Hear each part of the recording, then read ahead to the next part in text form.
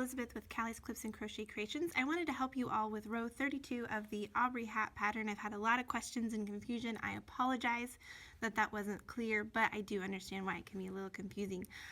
So row 30, I'm not looking at the pattern, so I hope I say this right. We had our textured rows before row 30, and then we came around and worked single crochets. They're kind of hard to see, but we worked single crochets along that texture stitch. And then we did a row of slip stitches, which you cannot see because row 32, which is this row that's a little bit raised, row 32 is worked over top of row 31 into row 30 stitches, and that's what's confusing to some. So I want to quickly show you how to do that. Once you see it, I hope it will click for you.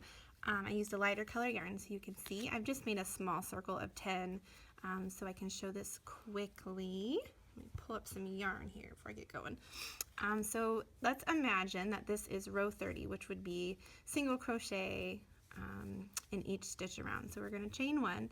Row 31 is slip stitching in each stitch around. So loosely work your slip stitches around. You don't want those to be too tight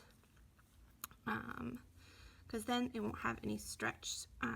Quick tip, if you can't slip stitch loosely, or if you have trouble, just go up a hook size for that row and it will loosen it up. That helps especially if you tend to be a tighter tension when you're crocheting. So I may not be doing this super loose right now. I'm just trying to do this quickly for you since it's just showing you not as important. So let's get around our slip stitches.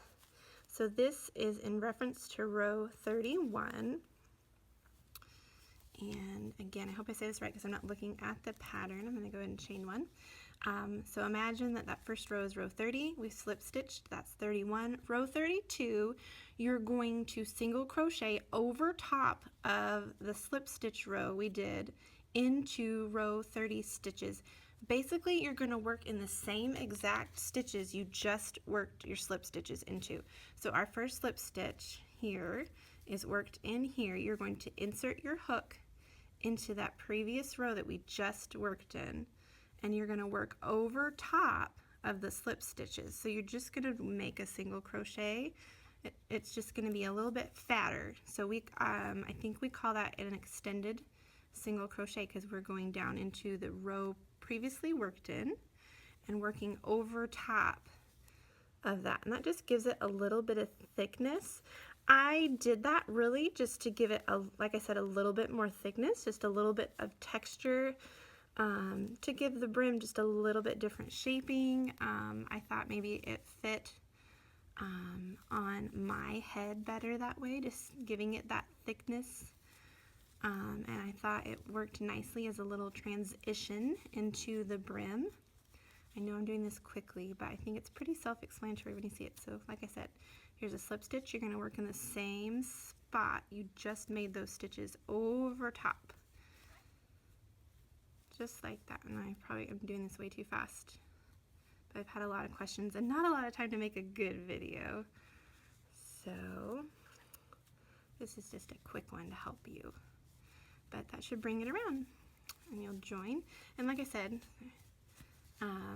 you can't see it, but when you feel it, it's just a little bit thicker texture. So you're just working over top of those stitches, just again to give it that thickness. So I hope that answers your questions. If you do have any more questions, feel free to write on the blog or to email me anytime. Emailing is the best way to get a hold of me.